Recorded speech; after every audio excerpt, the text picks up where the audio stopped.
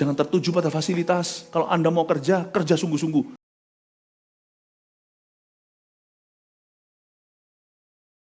Kami ingin kembali dekat sama Tuhan. Kalau ada yang sudah menjauh, kami yang sudah notabene selalu dekat dengan Tuhan, kami tidak mau puas di sini. Pakai kami sekali lagi. Terima kasih Tuhan. Sampaikan sabdamu, sembunyikan hambamu di balik salibmu. Tidak ada perbedaan ruangan, baik yang di sini maupun di ruangan tambahan. Sebab hadiratmu ada di mana-mana. Sembunyikan hamba di balik salibmu dalam nama Yesus. Haleluya. Amin. Puji Tuhan. Berikan tepuk tangan untuk Tuhan dulu, jangan duduk. Saya itu ingin sekali rindu bisa salami satu-satu, lepas kangen ya, dan tapi nggak mungkin kan? Tapi Tuhan itu ada di mana-mana. Dan tadi waktu sebelum mulai sempat visit dulu di ruang-ruang overflow, ruang tambahan. Di situ udah banyak jemaat juga yang di overflow ya, tidak ada perpisahan di antara kita. Kita tetap dalam satu ruangan, yaitu hadirat Allah. Pengen saya salami semua. Dan saya lihat di sini ada wajah-wajah lama. Beberapa, ayo udah lama gak ke gereja. Tapi beberapa banyak juga yang wajah-wajah baru. You see, wajah lama, wajah baru. Not only Jesus, but we love you so much. God bless you, welcome home. Kasih tepuk tangan untuk semua. Puji Tuhan. Silakan duduk. Saya baru sampai dari Medan. Hari ini atau kemarin ya? Oh kemarin ya, lupa hari saya. Kemarin dulu, 2 hari yang lalu, kita adakan saat teduh bersama live dari sana di online. Yang di onsite kita sediakan 10.000 kursi di sebuah stadion Pemprov. Tapi yang ada di dalam gedung bukan penuh, tapi 11.000 lebih. Dan Tuhan bekerja dengan begitu dahsyatnya. Ini tahun Yobel, tahun pembebasan. Dan juga Tuhan sudah mau datang entah kapan. Tapi waktunya gak lebih lama, pasti sudah lebih dekat. Gak boleh ada orang memprediksinya, tetapi kita gak boleh main-main dengan kehidupan. Sehari demi sehari itu berarti. Waktu saya sebelum khotbah kemarin di stadion itu, Roh Kudus beritahu, kamu harus lepaskan mereka karena banyak orang ini yang benar-benar diikat oleh roh jahat.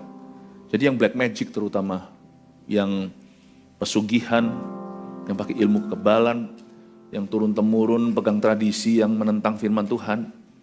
Itu saya ingat kemarin, saya nggak pakai ngotot gimana, cuma sebut nama Yesus. Satu stadion itu teriak di mana-mana, itu bukan Roh Kudus, itu roh jahat yang teriak. Roh Kudus nggak akan begitu. Tapi mereka nggak tahan sama Roh Kudus, lepaskan semuanya. Wih, Tuhan itu sekarang bekerjanya dahsyat, jadi jangan sampai Anda ketinggalan. Anda kalau hari ini hidup Kristennya hanya suam-suam kuku, rugi. Tapi saya rasa sih nggak suam-suam kuku, buktinya di sini. Hari Jumat kan hari macet, ya macet setiap hari, cuma hari Jumat kan macet sekali. Tapi ternyata Anda semua ada di sini di gereja hari ini di GMS Fluid.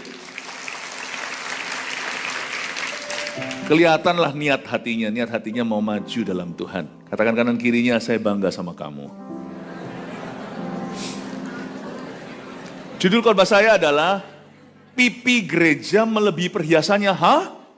Kok aneh, kok nyeleneh. Pipi gereja, coba pegang pipinya. Ini pipi len. Ini pipi gereja melebihi perhiasannya. Saya ambil dari Kidung Agung. Kidung Agung itu bukan kitab sensual, tapi kitab spiritual sebenarnya. Semua yang di dalam Alkitab itu indah. Semua bicara tentang kehidupan rohani kita, hubungan kita dengan Kristus. Mari kita buka sama-sama Kidung Agung, pasal pertama ayat 9 sampai 17. Saya baca dulu, nanti saya bahas satu persatu. Saya percaya tidak sia-sia Anda datang hari ini di awal akhir pekan. Ini hari Jumat ya. Mempelai laki-laki dan mempelai perempuan puji memuji, ini konteksnya, kita baca dulu. Saya bacakan ya, dengan kuda betina daripada kereta-kereta Firaun, kuumpamakan engkau manisku, moleklah pipimu di tengah perhiasan-perhiasan, dan lehermu di tengah kalung-kalung. Kami akan membuat bagimu perhiasan-perhiasan emas dengan manik-manik perak. Sementara sang raja duduk pada mejanya, semerbak bau narwastuku. Bagiku, kekasihku, bagaikan sebungkus mur, tersisip di antara buah dadaku. Bagiku, kekasihku, setangkai bunga pacar di kebun-kebun anggur En-Gedi. Lihatlah, cantik engkau manisku, sungguh cantik engkau, bagaikan merpati matamu. Lihatlah, tampan engkau kekasihku, sungguh menarik, sungguh sejuk petiduran kita. Dari kayu aras balok-balok rumah kita, dari kayu eru papan dinding-dinding kita. Kalau baca Kidung Agung itu sebenarnya saut-sautan, apalagi ayat-ayat yang kita baca. Jadi kurang lebih supaya Anda punya gambaran, suaranya mestinya begini kalau ada audio, bukan hanya tulisan, bukan hanya literatur. Kalau ada audionya gini kira-kira ya. Ayat 15 lagi ya. Karena ini kan cowok yang ngomong kan. Lihatlah, cantik engkau manisku. Suaranya berat. Sungguh cantik engkau. Bagaikan merpati matamu. Ayat 16 itu yang cewek. Lihatlah, tampan engkau kekasihku. Sungguh menarik, sungguh sejuk. Dan sebagainya. Ya kira-kira gitu supaya beri gambaran. Ini sebenarnya saut-sautan. Pipi gereja melebihi perhiasannya. Ini pertama kali saya khotbah di GMS Fluid secara onsite. Dulu pernah datang ke sini sebelumnya gedungnya masih belum begini. Kita renovasi dan juga menjadi gereja di level-level ini ya, di tempat beberapa level ini. Saya bersyukur sekali. Saya ingin Anda untuk mengerti apa yang Tuhan lihat waktu Anda berkumpul seperti ini. Saya itu interestnya adalah pada hubunganmu dengan Tuhan. Lebih dari sekedar gedung dan fasilitas. Kita jangan lupa loh, pipi kita itu lebih berharga daripada berlian, kalung berlian kita. Itu sungguhan. Tapi dunia ini juling rohani. Selalu materi lebih mahal daripada ciptaan Allah. Lalu kita kejar-kejar itu untuk dapat pengakuan manusia. Dan kalau kita nggak punya, kita minder sama orang yang memilikinya. Orang mau pakai pakaian brand apa, setirnya mobil apa, itu sekunder. Primernya, setiap kita punya 2 ginjal dan itu mahal. Tahukah Anda, your body is more expensive than what you could wear on it. Badanmu itu, tubuhmu itu lebih mahal daripada apa yang bisa kau pakai. Karena itu kalau kita punya, jangan gaya. Hidupmu tidak bergantung padanya. Dan kalau kita belum memilikinya, nggak usah obsesi. Mari kita lihat kehidupan gereja itu sebenarnya apa yang Tuhan cari di dalamnya. Supaya hari ini kita dikuatkan. Karena besok minggu, saya nggak di sini secara fisiknya. Saya di Puri. Dan saya ingin Anda untuk mengerti konsep ini. Pipi gereja melebihi perhiasannya. Semoga Anda pun punya prioritas yang benar dalam hidup ini. Uang itu datang pergi bisa dicari. Tetapi kualitas kehidupanmu itu bagaimana di hadapan Kristus hari ini? How about your inner life? Bagaimana dengan kehidupan di dalammu ini? Saya sejak kenal Yesus sudah tidak pernah mau hidup untuk perkara-perkara duniawi. Meskipun saya masih di dunia dan masih pakai barang, benda, uang, segala. Tapi mereka semua adalah hamba. Mereka bukan lagi tuanku dan mereka juga bukan lagi definisiku. Anda mau lihat kualitas seseorang itu? Coba lihat aja, cek aja apa yang dia bicarakan. Buat apa kalau orang itu nampaknya cantik, anggun, tapi waktu ngomong kampungan? Buat apa seorang cowok kelihatannya seperti gagah, tinggi, kebapaan lagi. Kebapaan bukan berarti orang itu bapak beneran. Tapi sekali ketemu teman-temannya, lihat cara dia bergaul. Kotor sekali pikiran. Really, the quality of a man and a woman itu terletak pada buah-buah roh, karakter Kristus di dalamnya, dan visi hidupnya. Sana itu ngejar apa? Siapa yang menjadi center hidupmu? Makna kehidupanmu apa? Kesan pertama selalu menggoda, namanya manusia kan selalu melihat penampilan. Tapi duduk 5 menit dengan seorang, Anda langsung bisa tahu orang ini berada di mana, berada di posisi apa dalam hidup ini. Kesan pertama menggoda, tapi 7 menit, 10 menit, 15 menit, Anda langsung tahu orang ini seperti apa. Yang Tuhan cari bukan hanya pada gerejanya, tapi pada anak-anaknya. Itu adalah kualitas buahnya. buah rohnya, karakternya, tujuan hidupnya, visi hidupnya itu apa? Itu yang disebut pipi, bukan perhiasan. Bahkan gereja pun gak boleh lupa, gereja bukan about facility. Gereja itu bukan sekedar tempat ibadah. Kalau tempat ibadah, oh di sini penuh nih. Aduh, gak bisa masuk ke ruang utama. Ya udah, cari sembarang gereja di luar sana, emangnya restoran. Gereja itu bukan hanya tempat doa. Gereja bukan tempat ibadah doang. Gereja itu rumah rohani, rumah visi. Kita membangun sesuatu. We are building something. Olahraga aja nggak bisa pelin-pelan kok. Misalnya, nge-gym. Udah, hari ini nggak nge-gym Kenapa? Itu gymnya penuh, banyak orang. Mesinku dipakai orang, ya udah pilates saja. Loh, emangnya mau bangun apa? Mau bangun kelenturan atau mau bangun ototnya? Oh enggak pilates. Males pilates hari ini. Nge-flow aja deh. Maraton aja 40 kilo. Loh, emangnya maunya gimana? Dalam olahraga Jensen bodybuilding aja. Tergantung mau pakai mesin, pakai barbel, pakai besi, pakai beban, atau pakai beban tubuh, kalistenik namanya. Beda konsep lagi. Yang mau gede-gede seperti Arnold, suasana yang sangat seger itu beban harus nambah terus. Awal mula cuman 10 kilo, 10 di sini. Ya kan? Chest press namanya. Wah, begini. Tambahin 15. Besok 17,5. 20, 25. 25 kali 2, 50 tuh. Tapi kalau semuanya kalistenik, push up. Pakai body weight. Jadi bukan besar, tapi rip atau pecah ototnya. Tergantung. Orang olahraga aja spesifik kok. Rohanian kita itu asal-asal. Gereja memang ku tak pandang dari mana. Tapi selama kita di bumi, kita harus bangun sesuatu yang spesifik. Dan kita gak boleh sembarang bergereja. Kita harus menguji betul-betul visi mana yang memang Tuhan taruh untuk hidupku. Rumah mana yang merupakan rumah roti bagiku. Orang Kristen tidak boleh asal-asalan, tapi harus profesional. Pipi kita melebihi perhiasan kita. Jangan lihat fasilitasnya, lihat pipinya, lihat visinya. Lihat dagingnya, the flesh of the church. The flesh of the church, dagingnya. Dagingnya. Bukan perhiasannya, pernak-perniknya. Mari kita baca sekarang ya. Kita lihat sekarang ayat 9. Dengan kuda betina daripada kereta-kereta Firaun, kuumpamakan engkau manisku. Memang orang-orang ini zaman itu memang aneh di Timur Tengah. Muji orang kok begitu. Coba sama istri Anda. Mama, kamu seperti kuda betina. Lempar tomat iya. Jangan ditiru, makanya itu firman-firman ini harus diartikan dengan dalam konteks hubungan kita dengan Tuhan. Kalau enggak tuh aneh, karena konteks culture atau kebudayaannya beda.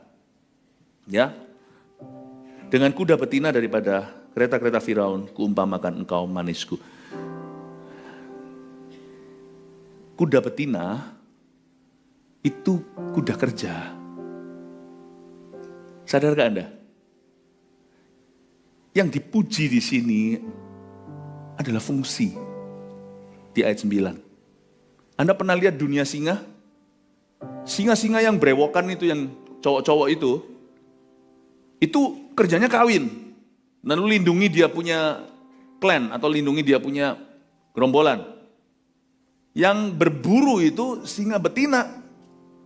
Kalau disebut dengan kuda betina daripada kereta-kereta Firaun, berarti mereka lah yang tarik kereta-kereta. Tahukah bahwa sang mempelai pria senang wanita yang kerja? Tahukah di sini mempelai juga bicara tentang Kristus, dia suka sekali lihat orang Kristen yang kerja. Bukan hanya kerja sehari-hari, profesi, itu iya. Paulus berkata, kamu tidak bekerja, gak usah makan. Jangan percaya kerohanian yang sifatnya malas. Itu kerohanian palsu kalau ada orang Kristen yang gak mau bekerja. Hanya berkanjang pada penglihatan-penglihatan dan janji-janji Tuhan. Tuhan janji kok, tahun berkat internasional kok. Lalu dia nganggur tiap hari, Padahal sudah ada tawaran pekerjaan, tapi bagi dia salary-nya kurang handsome. Ya, lalu habis itu pekerjaannya dia nggak suka.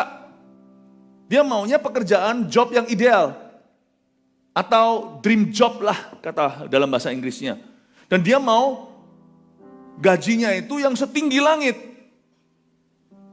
Kalau orang kayak begitu, salah tafsir firman. Firman itu suruh kita pegang janji, tapi setia dulu dalam perkara kecil. Baru ditambah nanti.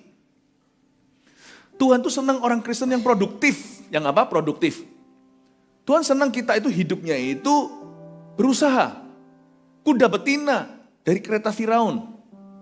Dan Tuhan juga suka melihat jemaat yang ngasyer, yang di multimedia, yang volunteer, yang full timer udah gak bisa lagi. Udah diperes semua keluar airnya. Udah full heart, full life lagi. Harus dibantu. Tuhan suka melihat jemaat itu bekerja di ladangnya. Bukan hanya di profesi masing-masing, itu iya. Anggaplah pekerjaanmu adalah pelayananmu. Tapi juga bekerja sama di ladang misi, yaitu gereja tiap minggu. Anda harus involve in ministry. Tuhan gak suka orang Kristen nganggur, tapi anehnya hari ini kurang disuarakan. Gereja-gereja puas sampai pada titik jemaatnya datang. Tidak boleh, gereja yang sejati harus memprospekkan setiap jemaatnya untuk jadi murid dan jadi pelayan Tuhan. Jadi pelayan Tuhan bukan berarti jadi pengkhotbah, maunya di depan nyanyi jadi WL-nya. Tapi ini menunjuk pada fungsi bahwa hidup kita harus berdampak di dalam gereja sama dengan hidup kita melayani Tuhan di luar sana. Dia berkata, kamu seperti kuda betina. Kamu seperti, bukan kucing Anggora. Si Salomo ini ceritanya, dan ini perempuan ini namanya wanita Sunem, the Shulamite woman dalam bahasa Inggrisnya. Legend has it, bahkan bukan legend, nanti juga ada ayatnya bahwa perempuan ini santen atau kulitnya tuh sawo matang. Dia lahirnya tidak gelap kulitnya, tapi karena dia kerja di ladang ayahnya, jagain kebunnya kakak-kakaknya. Salomo justru jatuh hati bukan pada seorang fair princess, bukan seorang permaisuri yang pedicure, manicure. Lu gak apa-apa cantik, tapi mesti kerja, mesti produktif. Dia jaga kecantikan, tapi kecantikan bukan tujuan buat dia. Salomo dari semua kandidat, semuanya fair princess, dia jatuh hati sama yang kulitnya gelap. Dan dia lihat dan berkata, kau kuda betina, kereta Firaun. Aku suka wanita bekerja. Aku gak cari perempuan yang sukanya itu cuman memanjakan dirinya dan gosip kiri kanan dan tidak berbuat apa-apa. No, aku suka perempuan yang ngasyer. Tadi di situ waktu kita naik lift ada juga shalom, semuanya itu volunteer. Aku suka yang gitu. Yesus ngomong yang sama tentang kita. Saya suka orang-orang yang produktif. Pahami ini. Pahami hatinya mempelai pria. Pahami apa yang ada di hati Tuhan. Amin Bapak Ibu Saudara. Kita lihat lagi lanjut ya. Moleklah pipimu di tengah-tengah perhiasan-perhiasan dan lehermu di tengah kalung-kalung. Jadi yang dicinta di sini adalah pipi dan lehernya, bukan perhiasan dan kalungnya. Tak peduli kalungnya itu berapa karat berliannya. Tapi Tuhan menganggap pipinya lebih berharga. Lehernya lebih berharga. Coba katakan pipi. Ayo kita ini jarang mikirin. Pipi itu fungsinya apa sih? Kalau pipi bawah kita tahu. Supaya ada cushionnya kalau kita jatuh. Tuhan itu adil ya. Baby itu.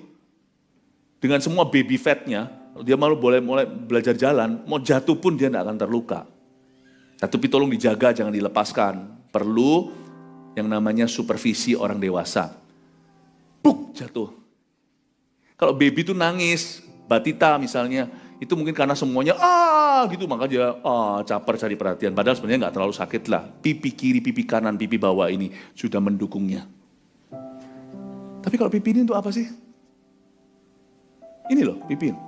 Beberapa perempuan gak suka pipinya. Aku rasa aku terlalu cabi, perlu ke Korea. Ayo, pipi untuk apa? Bukan untuk mewing. You know mewing, ha? Itu ada Gen A di situ, ya.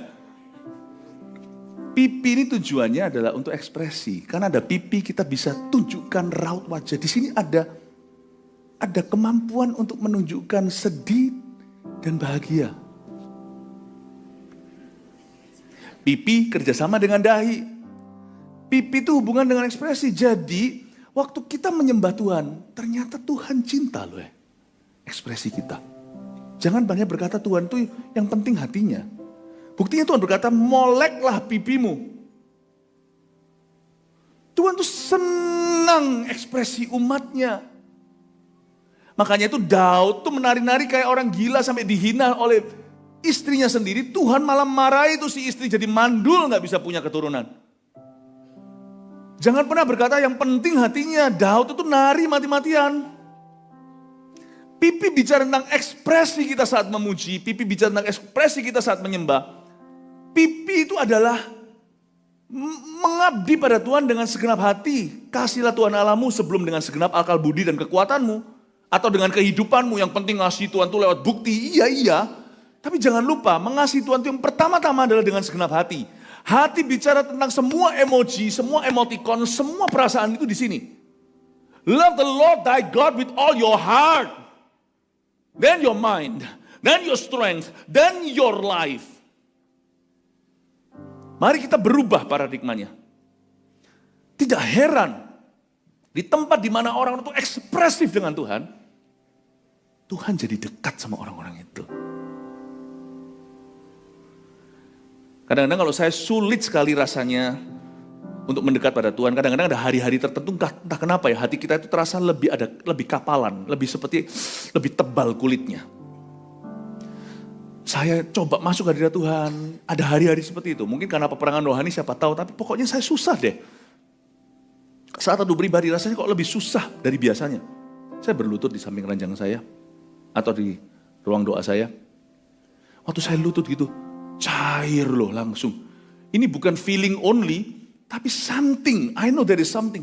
Itu langsung cair.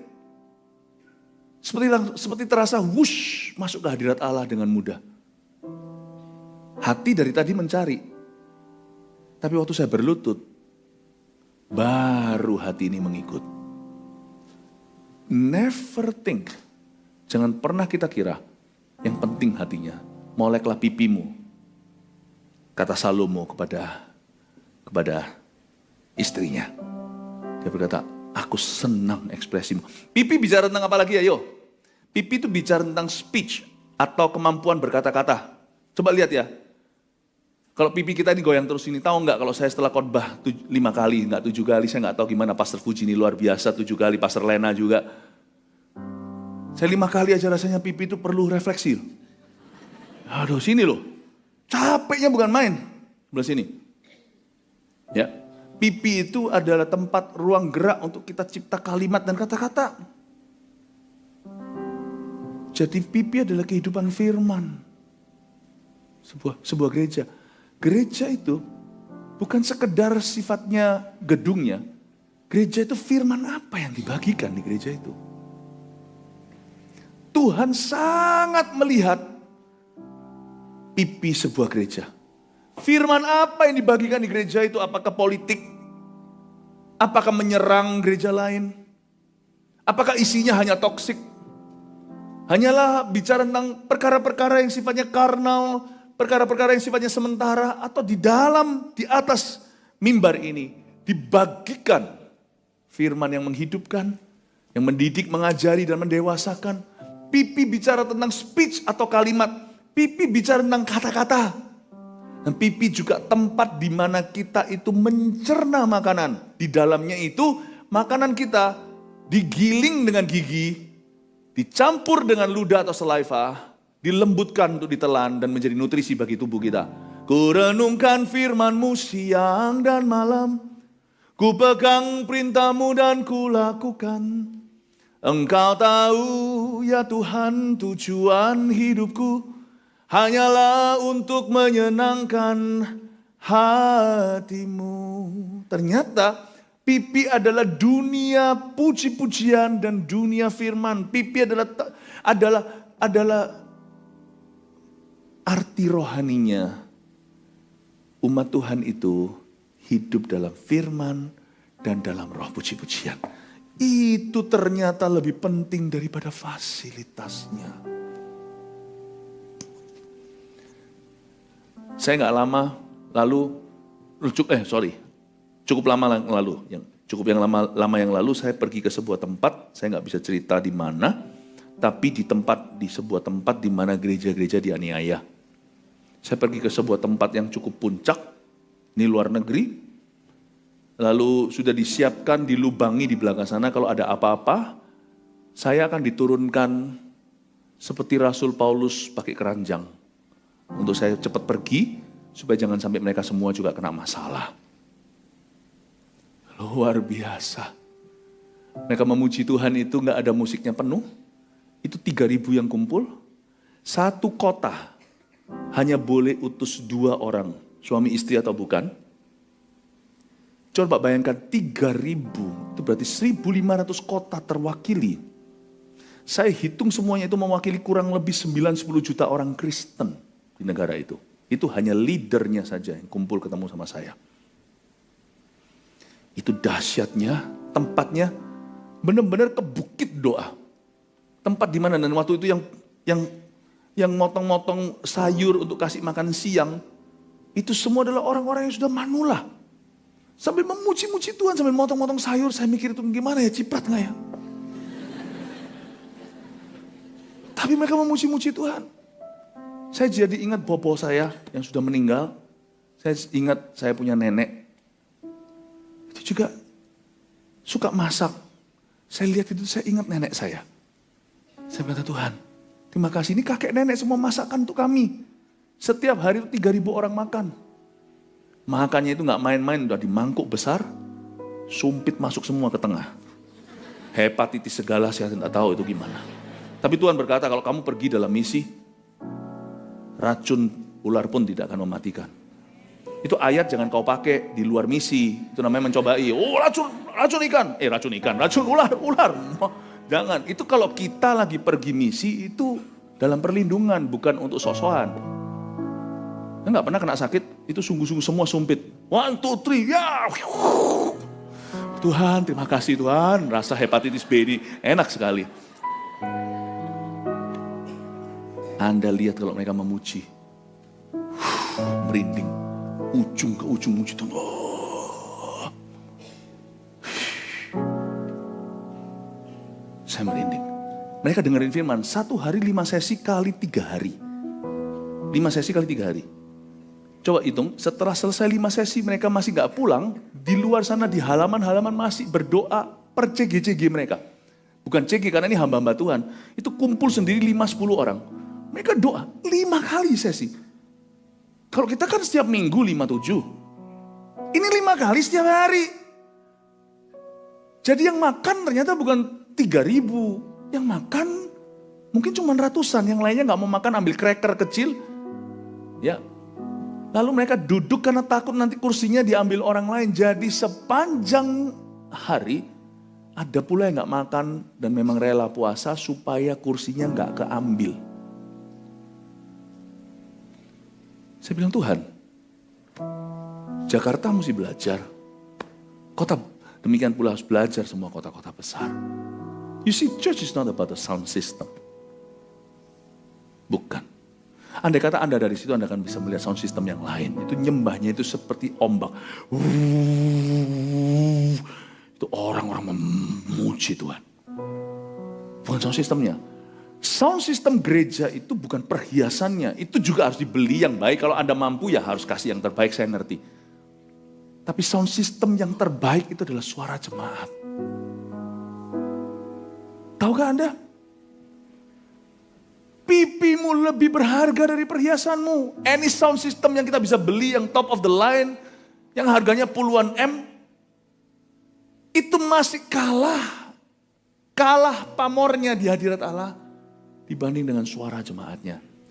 Buat apa sound system yang menggelegar, tapi jemaatnya hanya murmur atau bisik-bisik kalau memuji. Saya ingin sekali jemaat kita di Jakarta punya mentalitas yang berbeda. Kita bukan hendak membangun gereja yang paling hebat. Tidak pernah ada semacam itu niat hati kami. Kami ingin membangun gereja yang holy, gereja yang cinta Tuhan itu dengan sungguh-sungguh dan tulus hati.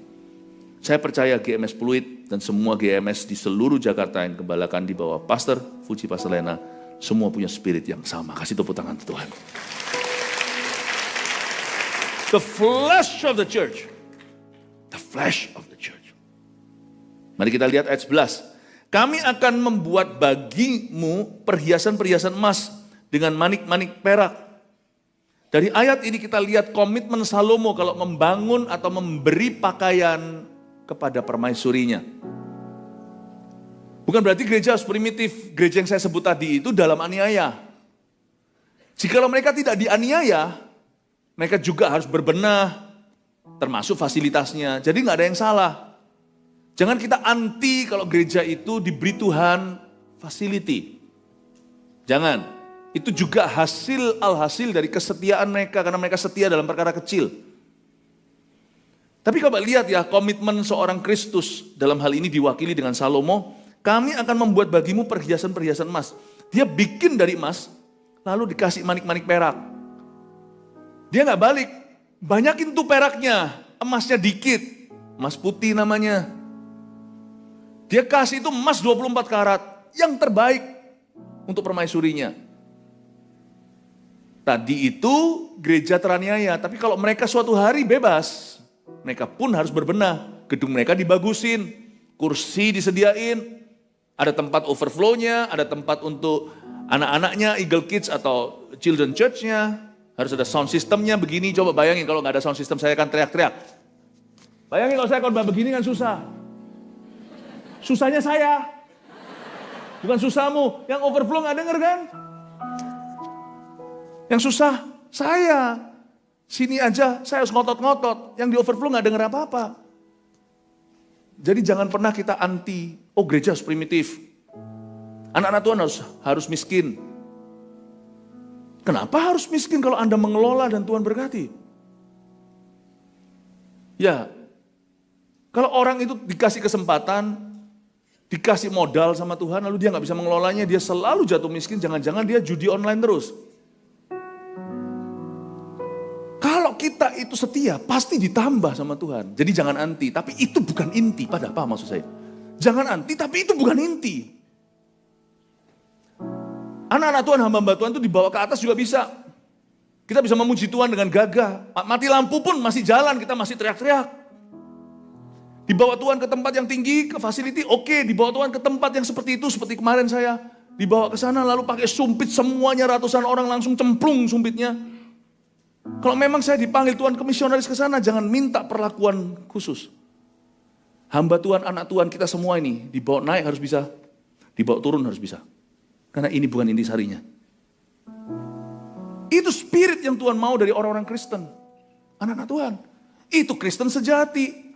Tapi Tuhan tunjukkan komitmennya. Salomo itu kalau punya istri, dia pasti.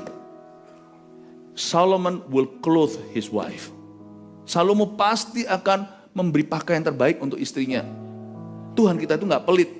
Dia langsung buat, aku membuat bagimu, ini permaisurinya. Perhiasan-perhiasan emas. Salomo berkata, aku akan pakai bahan yang paling murni, paling mahal. Dengan manik-manik perak. Kasih yang terbaik. Kasih yang terbaik untuk Tuhan. Saya percaya gereja itu, kalau molek pipinya, perhiasannya pun Tuhan akan tambah. Tuhan pasti akan memfasilitasinya. Tapi intinya bukan di facility. Paham maksud saya Bapak Ibu Saudara? Kalau Anda sama, kalau belum kerja, belum apa, udah nuntut gajinya selangit. Tapi kalau Anda orang kualitas di bidang kerja Anda, Alkitab mengatakan the excellent will sooner than later, stand before kings. Karena itu jangan nuntut di depan. Kerja itu sungguh-sungguh. Seperti pemain tenis jangan terus lihat ke papan angka. Smash saja tuh lawan. Tanpa Anda sadari tiba-tiba, game over. Aku masih siap main. Udah Pak, udah menang. Oke, piala dikasih. Matamu tertuju pada pertandingan. Bukan pada pahala. Jangan tertuju pada fasilitas. Kalau Anda mau kerja sungguh-sungguh. Nanti lihat ya, pekerjaanmu melebihi yang lainnya. Kemampuanmu melebihi yang lainnya. Kemahiranmu melebihi yang lainnya. Keuletan, kesetiaan, ketabahanmu melebihi yang lainnya. Otomatis nilaimu akan tambah. Anda tidak perlu promo diri. Orang lain akan berebut akan dirimu. Saya punya satu prinsip. Tugasku hanya pipi, perhiasan tugas Tuhan. Promosi bukan datang dari kiri dan kanan. Promosi itu datang dari atas. Jangan promosikan dirimu. Kalau Anda sungguh-sungguh mempersiapkan diri, itu pipi tidak akan pernah sepi. Sebentar lagi Tuhan akan kasih perhiasan-perhiasan di kalung. Nah, Tuhan akan mengalungi lehermu yang cantik itu. Pasti Tuhan akan memfasilitasi hidupmu. Ngasih tepuk tangan untuk Tuhan. Waktu saya baca ini saya ngerti, oh Tuhan ternyata ini yang Tuhan cinta. Dan ayat 11 itu saya bisa rasakan kasih Yesus bagi gereja. Kami akan membuat bagimu perhiasan emas dengan manik-manik perak. Coba lihat ayat 12. Sementara sang raja duduk pada mejanya. Semerbak bau narwastuku. Ini waktu baca ayat 12 ada sesuatu yang janggal. Duduk kok di meja. Duduk itu kan di kursi. Berarti ini bukan soal kursi biasa. Sementara sang raja, karena kita tahu ini adalah kitab pernikahannya Salomo dan wanita Sunem. Sementara sang raja duduk pada mejanya, berarti Salomo duduk di atas tahta. Ini bicara tentang tahta kasih karunia. Katakan tahta kasih karunia. Dari tahta kasih karunia lah Allah pasti akan membangun hidupmu. Allah pasti akan membangun hidupmu. Saya tidak pernah mencari jodoh dulu itu sebagai tujuan utama saya. Dulu waktu saya jadi hamba Tuhan, saya buang semua beasiswa. Saya punya tabungan dulu karena saya dari kecil, dari muda tidak pernah mau bergantung sama orang tua. Karena saya tahu waktu itu papa saya bukan Kristen. Sekarang menjadi anak Tuhan yang sangat-sangat cinta Tuhan. Emas kawin saya istilahnya saya simpan itu untuk nanti gak minta orang tua kasih, puji Tuhan. Ya papa mama pasti kasih, papa mama kasih yang terbaik. Cuman saya gak mau bergantung, saya simpan. Itu semua tak kasihin. Satu ke gereja di Lampung. Sebagian lagi saya beliin sound system untuk sekarang yang jadi sound system yang sangat-sangat simple. Karena gereja waktu itu anak-anak muda saja. Zaman saya belum kawin, tempat itu hari ini menjadi GMS Salatiga. Saya kasih semua duit saya.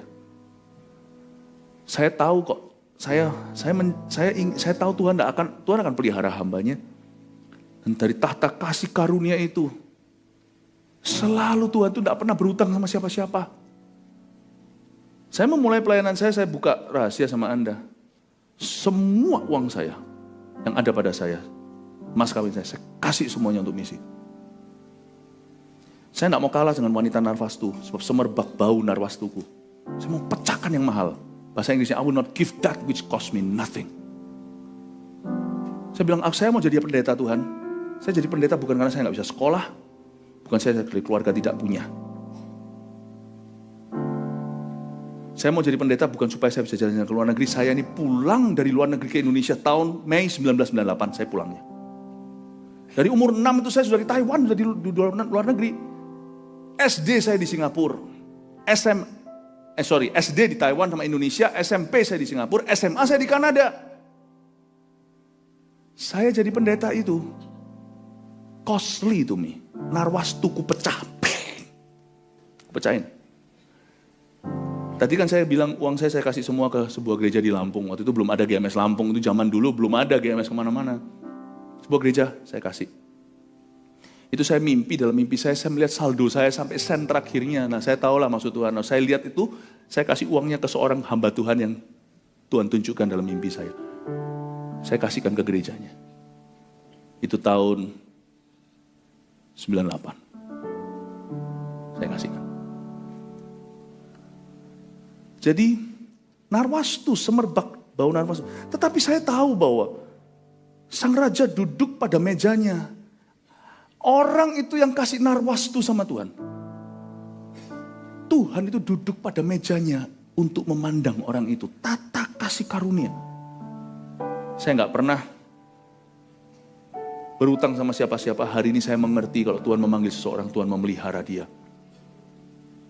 Jangan jadi pendeta karena Anda mau jalan-jalan. Jangan jadi pendeta mentalitas amplopan. Jangan jadi pendeta karena mau kaya. Mau jadi pendeta, uji dulu. Berikan kekayaanmu untuk misi. Saya nggak mau jadi pendeta karena saya nggak bisa sekolah. Beasiswa kiri kanan saya bisa. Saya bilang sama Tuhan, if I become your servant, bukan karena saya nggak bisa masuk ke universitas mana, tapi karena saya buang, I will not give that which cost me nothing. Bapak Ibu Saudara, saya ingin Anda untuk mengerti sesuatu bahwa memberikan pipi kananmu, pipi kirimu ketika pipi kananmu ditampar, itu bukan hanya membalas kebaikan pada orang yang melakukan kejahatan. Tapi kalau kita mau mengabdi pada Tuhan, kasih pipi kiri kananmu. Kasih narwastumu. Bukan berarti jual seluruh hartamu, ya enggak. Tidak. Bukan berarti berikan semua waktumu, Anda tetap harus kerja. Memberikan narwastu itu artinya memberi yang terbaik untuk Tuhan. Jangan pernah murahan jadi orang Kristen. Jadi anak Tuhan. Saya ikut Tuhan bukan supaya saya kaya. Saya ikut Tuhan bukan supaya saya dapat ini itu.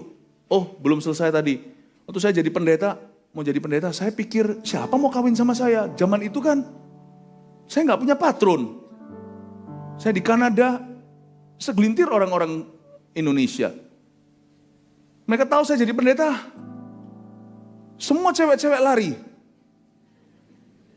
Karena perawatan tidak cukup katanya. Saya bilang sama Tuhan, aku siap jomblo seumur hidup. Aku bahkan siap martir, mati untuk Tuhan. Tahun 92 ketika Tuhan panggil saya, lepaskan semuanya, beasiswa saya tolak semuanya. Saya bilang sama Tuhan Yesus, I am ready to die a martyr. Tuhan kayaknya ketawa. Philip, si bodoh ini terlalu berapi-api tanpa kebijaksanaan. Tuhan kasih saya jodoh. Tata kasih karunia itu tidak akan pernah membiarkanmu sendiri. Apa yang kau butuhkan pasti diisi. Apa yang kau perlukan, bahkan apa yang kau inginkan, Tuhan perhatikan. Kok bisa-bisanya pulang dari Kanada, tas teman saya itu overweight, saya bawain dulu. Dia tuh pulangnya ke kota lain, saya ke Surabaya. Datanglah temannya untuk ambil koper itu. Dan temannya bilang, kamu ke gereja mana? Saya dulu belum anak Tuhan, belum lahir baru. Saya baru di jamaah Tuhan itu di Kanada. Dia bilang, oke kalau gitu kamu pergi ke gereja A. Hah? Gereja A? Dia ngasih infonya salah lagi. Dia ngasih infonya kebaktian mulai jam 6 pagi. Pagi banget dia di sini. Padahal mulainya 6:30, itu orang kerjain aku. Enggak sih, dia nggak sengaja. Datanglah saya, ding jam 6. Duduk di sana, ternyata pengerjanya semua masih berlutut di depan situ zaman gereja-gereja kuno gitu. Berlutut nyembah Tuhan. Bukan cek sound nggak terlalu prioritas, tapi lebih ke doanya. Gereja-gereja zaman dulu kan. Saya duduk di sana, liau. Lihatin, tiba-tiba ding dari ujung, ada satu perempuan. Bawa Alkitab, kepagian datang. Saya bilang itu juga orang ketipu itu. Bawa Alkitab, saya masih ingat dia pakai long dress. Ya, terus begini datang, duduk, nundukkan kepala dan doa. Di ujung, saya di ujung sini, dia di ujung sono sekali. Saya dengar suara Tuhan, itu istrimu nanti.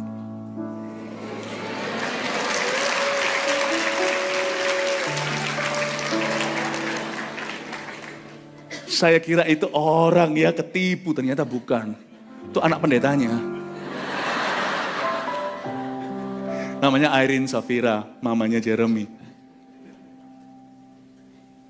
Tuhan bilang, I will not let you die single.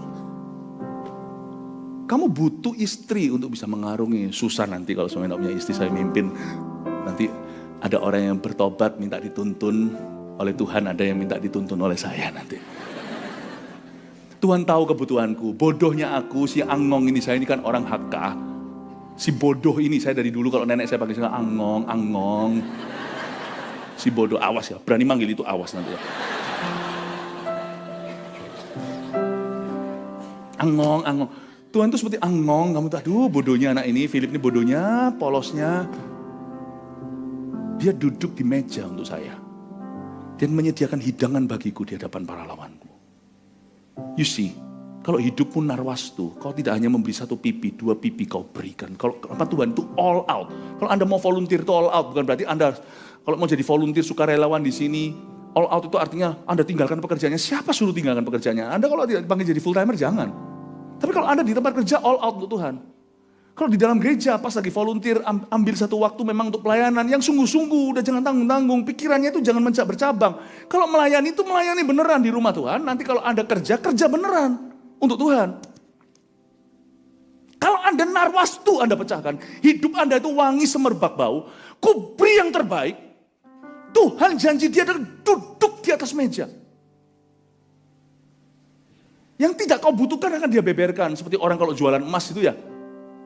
Di semua di etalasenya itu mau mana? Mau cincin ada macam-macam, ada cincin model gini. Sama Tuhan ditunjukkan semuanya. Ini yang kau butuhkan, ini yang kau inginkan. Saya duduk di sana ada etalase. Dari kesalahan orang kasih informasi, saya ketemu dengan seorang istri. Saya lihat dia, itu dia. Saya dengar loh suara. Cuman saya nggak terus langsung pakai gaya Nabi. Kalau mau tembak seorang perempuan jangan gitu. Saya nggak datang pada dia berkata, Tuhan berkata kau akan jadi istriku. Main curang itu. Kalau sampai ada di sini cowok yang suka gitu ya, saya ajarin yang cewek ya, beritahu Tuhan nggak ngomong sama aku kok. Kamu salah dengar kali. Saya nggak ngomong sama istri saya. Tapi intinya, setelah ditolak bertahun-tahun sama dia, saya berdoa satu doa canggih ini boleh ditiru. Tuhan butakan matanya. Dan akhirnya dia mau sama saya. Jangan ngomong sama Cik Airin. Dia melek udah terlambat 25 tahun pernikahan. Dia akhirnya mau sama saya. Dan waktu menikah, setelah menikah, dia ngomong sama saya, dia pengakuan dosa. Dia bilang, hari itu dari ujung saya melihat ada seorang cowok di sana berdoa. Aku dengar suara Tuhan berkata, itu nanti suamimu. Terus saya protes kan, kok kamu tolak aku 4 tahun? Ya kan, yang mau jadi suamiku kan harus gigi. Aku mau tahu kualitasnya. Tuhan boleh berkata, tapi yang kawin sama kamu nanti kan aku. Siap bos. Narwastu, katakan narwastu. Now you know right, hamba-hamba Tuhan di GMS ini gimana kita itu jadi seorang hamba Tuhan. Pastor Fuji, Pastor Lena, kami tidak butuh pelayanan. Pastor Fuji, Pastor Lena itu meninggalkan kenyamanan. Pergi ke Manado, rintis sana. Pergi ke Malaysia, rintis lagi. Tarik lagi ke Jakarta lewat ini itu. We could easily do business seperti Anda. But God has called us to take care of you. Jangan buat hidup kami sia-sia. Jangan sia-siakan waktu kami. Bertumbuhlah. Dan saya tidak main-main. Di gereja ini, gereja kita, mau perhiasannya ada yang kalungnya seperti apa, yang peluit begini, yang di CP seperti apa. Nanti kalau suatu hari Tuhan berkenan, aku akan bikinkan katanya perhiasan-perhiasan dari emas murni dengan manik-maniknya dari perak. Itu urusan Tuhan. Tugas kita hanya pipi. Pipi ku berikan padamu. I love you. Udah itu aja. Tugas kita hanya itu. Carilah dahulu kerajaan sorga dan maka segala sesuatu akan ditambahkan kepadamu. Itu aja. So you know hari ini kalau Anda datang ke gereja ini tujuan utama Anda adalah untuk bertumbuh. Saya nggak bisa selesaikan semua ini kayaknya ini padahal beberapa ayat ini mestinya gampang tapi Tuhan punya rencana lain. Saya tekan penekanan saya hari ini. Kita lihat aja langsung ke ya cepet aja deh. Nggak apa-apa. Saya dengar di luar macet banget percuma Anda mau pulang. 13, bagiku kekasihku bagaikan sebungkus mur, tersisip di antara buah dadaku. Ini yang cewek yang bicara. Kalau sama Yesus itu harus kau taruh dia di dadamu. Taruh dia di dadamu. Sama Tuhan itu harus cintanya itu segenap hati. Cinta itu kayak gini, sama ministry yang Anda jalankan, cinta dengan segenap hati. Sama pekerjaan Tuhan berikan sekalipun itu bukan ideal. Cintai dulu kalau Anda tidak mengerjakan sesuatu yang Anda suka. Sukai dulu pekerjaanmu. If you don't love what you do, then love. If you don't do what you love, you can always begin loving what you do. Cintai.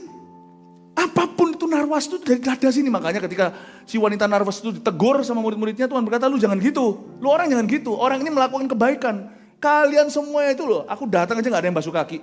Dia basuh kaki pakai narwasu dan dengan air matanya. Dan menyekanya dengan rambutnya. Sampai kapanpun Injil diberitakan, orang ini akan dilupakan perbuatan kasihnya. Tuhan bilang kalau sama Tuhan itu ya Bapak Ibu Saudara, harus dada sini loh. Jangan jadi Kristen KTP. Dada sini loh. Coba lihat lagi sekarang ayat 15, lihatlah cantikku, engkau manisku, sungguh cantik engkau. Bagaikan merpati matamu.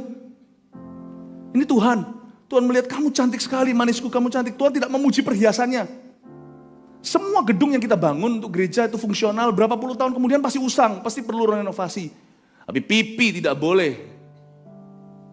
Tidak boleh renovasi. Pipi harus dijaga kemerahannya. Kasih mula-mula, jangan kehilangan itu. Lihatlah cantik engkau manisku, yang dipuji bukan perhiasan, yang dipuji adalah the bride atau mempelainya. Coba lihat ayat 16, sapaan daripada sang wanita yaitu kita. Lihatlah tampan engkau kekasihku, sungguh menarik, sungguh sejuk petiduran kita. Coba kalau Anda lihat sungguh menarik di sana itu garis bawah, ditolong garis bawahi. Kita sama Tuhan tuh takut atau tertarik? Saya takut juga, tapi saya lebih tertarik. Saya sama Tuhan tuh demen, suka. Gak perlu disuruh-suruh, harus doa, gak perlu. Malah justru saya menunggu-nunggu setiap pagi untuk mempersiapkan persembahan saya untuk Tuhan. Kita itu sama Tuhan tuh kita sama Tuhan tuh demen gak? Janganlah boro-boro bilang, gak usah terlalu jauh lah bilang tentang kasih. Kasih itu terlalu tinggi. Do you like him?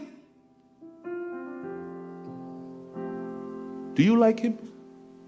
Anak kecil waktu kecil ya sukanya sama demennya sama papa mamanya. Tapi sekali dia nanti sudah mulai remaja, wah senengnya sama teman-temannya. Loh, kalau dia senang sama teman-temannya, anak Anda yang remaja itu lebih suka pergi sama teman-temannya daripada sama Anda. Itu bukan berarti dia gak cinta Anda loh, jangan salah paham, jangan patah dulu hati. Dia tetap mengasihimu, cuma dia lebih demen sama teman-temannya. Nah, orang Kristen juga banyak gitu, awal-awal sama Tuhan tuh demen, tapi setelah dia mulai dewasa, mulai lama sebagai orang Kristen, dia lebih demen melakukan hal-hal lain dan bukan bersekutu dengan Tuhan. Dia masih mengasihi Tuhan. He still loves God, but doesn't like him that much.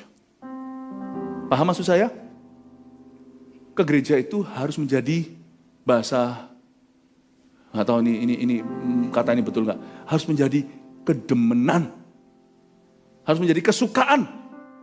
Apakah baca Alkitab masih kesukaan bagimu atau keharusan? Ke gereja itu kesukaan atau keharusan? Kalau makan itu keharusan, bukan kesukaan, berarti Anda mulai sakit. Sakit mah. Meskipun kalau Anda nak makan, Anda cepat lambat harus makan supaya hidup. Tapi makan itu adalah kesukaan. Anda makan firman itu kesukaan? Doa kesukaan enggak? Pelayanan itu kesukaan atau enggak? Dia berkata, Tuhan, aku demen sama you. Kau sungguh menarik bagi aku. Terakhir, dari kayu aras balok-balok rumah kita. Ini yang ngomong yang cewek ya, bukan yang cowok. Coba baca. Dari kayu aras balok-balok rumah kita. Dari kayu eru papan dinding-dinding kita. Wih, ini yang ngomong gini bukan yang laki-laki, yang perempuan. Ayo bangun rumah yuk Tuhan. Saya bisa bayangkan sepasang sejoli mau menikah nih. Mereka nggak hanya mempersiapkan hari H pernikahannya, tapi mereka mulai bangun rumah sama-sama. Apalagi yang bisa bangun rumah sendiri, rumah idamannya. Wah, biasanya ya, nanti lihat ya, yang sibuk itu yang perempuan. Aku mau yang begini, gini. Wah, perempuannya kayak gitu. Soalnya kalau yang lakinya yang disuruh sibuk, apalagi kalau dia sudah punya kesibukan, biasanya nanti dia akan settle for kontraan. Asal-asalan. Itu cewek pasti ya, kalau you see a house when it has the woman touches. You see it, sofanya, gininya, lihat. Kalau biasanya laki-laki kurang konsep. Jemuran sama makanan bisa jadi satu. Yang penting fungsional. Perempuan tuh lebih gimana, ini secara stereotipnya. Lihat ya, yang perempuan punya angan-angan untuk membangun rumah bersama. Let's build a home for us. Dan ini tidak ditolak loh, ini jadi ayat loh. Ayat terakhir di pasal 1. Itu angan-angan GMS untuk membangun 1000 gereja lokal untuk pangeran kita. Amin. Dari kayu aras balok-balok rumah kita, we shall build you 1,000 strong local churches before you come back with 1 million disciples. Bapak Ibu Saudara, come and build this vision with us. Tapi mungkin kita akan bangun yang terbaik. Puji Tuhan GMS Fluid sudah ada rumah nih. Sabar-sabar ya, konstruksi masih jalan. Nanti akan ada area-area yang belum selesai tadi, yang green room-nya dan sebagainya. Nanti juga ibadah akan ditambah. Setelah ini ibadah berapa kali? 9.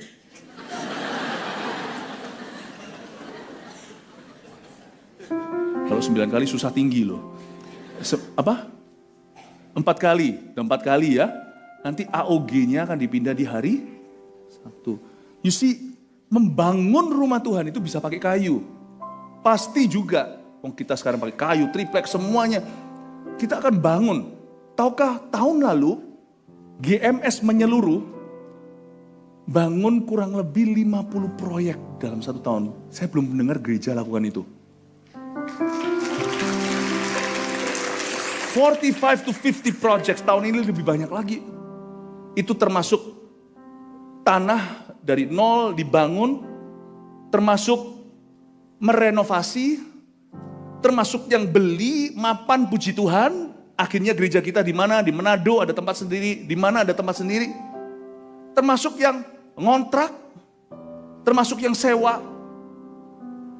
Saya malah justru ngomong sama teman-teman yang di pusatnya, itu di GMS Surabaya Barat, rooftop itu, sebagus-bagus itu saya bilang, anak-anak dapat rumah dulu. Papa mamanya ngontrak gak apa-apa. Tapi teman-teman gak mau kalah, ngontrak tapi keren. Yang pernah ke rooftop, GMS rooftop angkat tangan? Belum pernah ya, belum pernah ke sorga. Ngontrak tapi keren, 20 tahun bukan tempat kita. Gak ada tempat meletakkan kepala. Papa, mamamu, your mother church don't have its own place.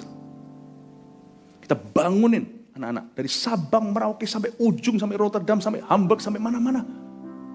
Hong Kong, Taiwan tahun ini Tuhan izinkan Tokyo akan menjadi gereja lokal. Udah ada ratusan, di situ ada puluhan CG. Bapak Ibu Saudara, tahun ini lebih banyak lagi siap untuk Bob the Builder. Tapi bangunan ini hanyalah bangunan jasmani. Ada nggak ada proyek 50, 45 tadi? Kita semua tetap membangun kerajaan Allah. Membangun yang utama itu bukan dengan kayu, tapi dengan batu. Dengan apa? Dengan batu, katakan batu. Batu ini bukan batu sembarang batu, saudara. Batu ini adalah batu hidup, yaitu manusia. Caranya gimana kita bisa membangun gereja? Tanpa kita pegang paku, palu, gergaji, tanpa pakai topi proyek, itu nanti sudah ada tim pembangunan gereja yang melakukan itu. Gimana caranya kita semua juga jadi pembangun gereja? Jawabannya, membangunnya dengan satu materi, yaitu batu kehidupan. Your life. Disitulah masuk CG. CG itulah bangunan gereja sesungguhnya. CG kita. Amin Bapak Ibu Saudara. Kalau Anda belum bergabung dengan sebuah CG, dan Anda ingin hidup Anda berguna dalam rumah Tuhan, membangun rumah rohani ini, saya rasa malam ini saya mau nantang Anda. Udah berhenti jadi orang Kristen yang cuma duduk di kursi saja, tidak berbuat apa-apa. Di gereja ini semua kita dibutuhkan. Karena jemaat kita sekarang di mana-mana, saudara, bertambah-tambah. Kita butuh orang-orang untuk mengembalakan. Saya, Pastor Fuji, Pastor Lena mengembalakan sendiri. Gak bisa. Gak bisa. Kami membutuhkan Anda untuk saling menjaga. Saya dorong Anda untuk mulai ambil semua peralatan Anda. Siap sumbangsi hidupmu untuk membangun sesamamu dalam Tuhan. Dengan bergabung dalam CG, dengan melayani di dalam CG, dengan membangun kehidupan orang lain, Anda sedang membangun kerajaan Tuhan. Katakan amin. Berikan tepuk tangan Tuhan untuk Tuhan. Haleluya. Mari kita semua bangkit berdiri. Terimalah berkat-berkat terbaik daripada Allah Bapa, damai sejahtera dari Bapa memenuhi hati dan kehidupanmu. Diberkatilah keluar dan masukmu, diberkatilah pekerjaan, usaha, karir, bisnis, diberkatilah rumah tangga dan anak-anakmu. Kemanapun kau melangkah, kebaikan Tuhan selalu menyertaimu. Terimalah kasih karunia demi kasih karunia, terus membuatmu bangkit daripada kejatuhan, bangkit dari keterpurukan, kasih karunia yang sama akan membuatmu terus maksimal mengiring Tuhan. Dan terimalah pengurapan dan bahkan tuntunan daripada Allah Roh Kudus. Persekutuan yang semakin erat lagi dengan Allah Roh Kudus yang membuatmu semakin kenal Tuhan. Dan dalam hidupmu dituntun yang kau mengenapi rencananya. Terimalah semua berkat ini aku lepaskan di dalam nama Yesus. Semua yang terima dan diberkati katakan, Tuhan memberkati, selamat malam.